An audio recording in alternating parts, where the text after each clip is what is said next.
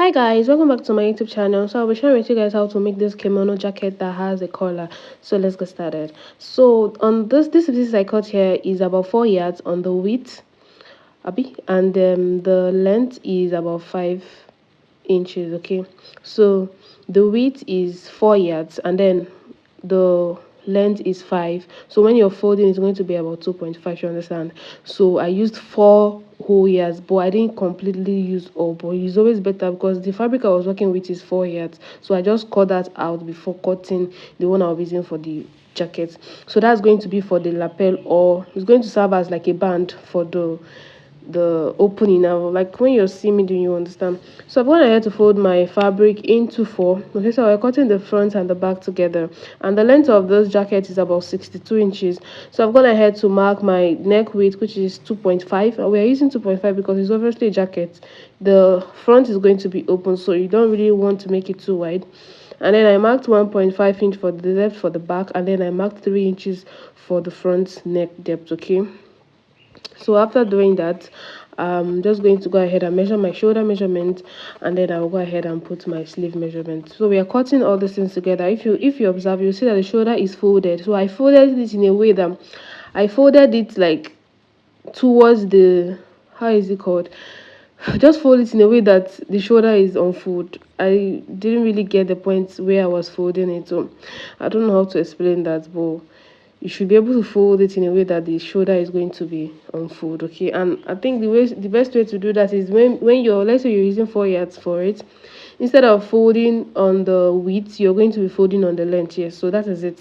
If you fold on the length, you now fold it again, so that is how you can be able to get your shoulder to be on fold. So I'll go ahead and mark 14 inches for the armhole, because I want the armhole to have elastic band. So I'm going to be making it 14 inches so we can have enough space to gather or to put our elastic band, and for it to have that fullness there. So I came in by 2 inches, and I just want to use the same width of the width of what I have here, so I'm just going to use it entirely. So if you notice, I just did a little bit curving around there and I didn't cut any other thing out. So I'm using the whole remember, it's a jacket, it's a kimono jacket, and you need it to be as big as you want, unless you want yours to be smaller. Okay, so I went ahead to cut that part, and this is what I have. All right, so for the neck, we are going to cut the back neck, and then we're going to retrace or trace the side we're going to cut out for the front. Now remember that the front is open. You can start to just slant open like this. Okay, you can just go ahead and take the middle and slant it open, but for me, I want to open it by 2 inches. So I'll go ahead and use my ruler, which is 2 inches, and I'll just mark that 2 inches. Already my jacket is big, so even if I remove the 2 inches, it's not affecting me. But if yours is not, you can go ahead and just slant that place open and then reshape the neckline for the front.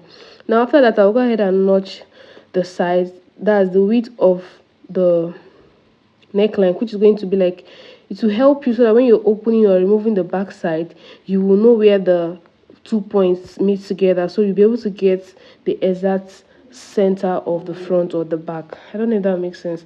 So that side I notched, I went ahead to match it up, and then I removed the back from the front, so we can be able to cut the front. Remember, you have to remove the back so you don't cut the front and back together. You're going to be in a big mess. Okay, so after cutting it off, and this is what we have, I also went ahead to notch the center back. Okay, so we have 3 points now, or 3 notched edge, the sides, the 2 sides, and the one center, which is the middle. Okay, you can see that.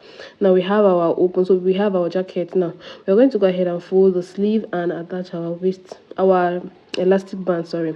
So I've gone ahead to fold the wrist as well. You can see I used about 1 inch. So the elastic band I'll be working with is just half an inch. I'll go ahead and get the width of the elastic band. So her arm or her elbow, because this sleeve stops at the elbow, is about 15 inches, but I used 13. So I minus 2 inches from the actual measurement. So remember, it's an elastic and it stretches very well, so you don't need to use the exact, so it can hold the person well. So I went ahead to pass my elastic to the casing, and then this is what we have. I'll go ahead to just close up the sides by half an inch. So I'm just going to go ahead and close up the side and also do the same thing for the other side. After doing that, this is what I have, and this is what I have. You can see that.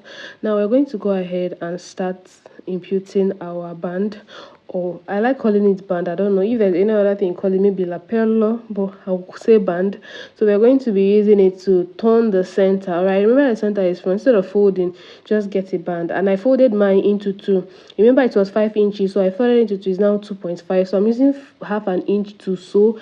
What I have left now is 2 inches. So I'll just go ahead and start from the down to the first edge, that the first notch that we notched, and then I'll also go ahead and start from the other side and then get to the other edge, or notched edge rather.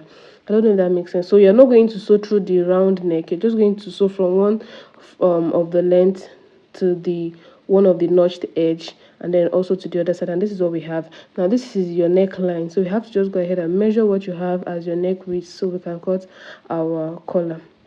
So you can just make a basic bishop collar.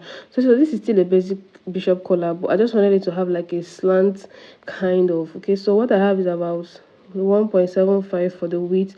I folded one edge inside, and then I have about half an inch outside to sew for the first line. Okay, so you can see what I did there. I measured what I have, and I made sure I added about 1 inch or half-inch allowance, because you're still going to close up the edges. And then I trimmed off the edge of the collar because I wanted it to look a bit slanted and pointy. So I'll go ahead and get the middle point, or the midpoint of my collar, and notch that so we can match up our collar to our jacket neckline as well. Okay, so remember the neckline that we notched, which was the center one. We are going to face right side of the collar to the wrong side of the jacket. So you're facing the right side of the collar, which the part that has that half-inch you're supposed to sew on, not the side that is folded. You're facing it to the wrong side of your jacket. Okay, so by the time you're done stitching it all around, you're now going to flip your collar and then top stitch. Does it make sense? I believe so. So I'm just going to go ahead and top stitch, and after doing that I will go ahead and close up the edge of the um collar.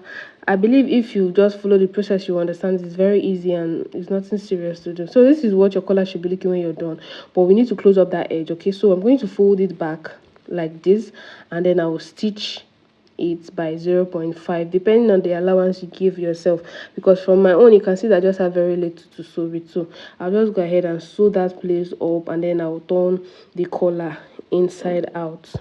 Okay, so just take your time. If you don't understand, you can come back and watch it again. It's a very simple thing and very simple jacket. Okay, just need to pay attention. So after stitching, I'll just go ahead and turn it out, and you can see that this is what it looks like. I'll just remove the excess rope, our threads, and this is what your collar should be looking like. So I'll go ahead and do it to the other side of the collar, and I will flip it to the right side. And after doing that, this is what we have.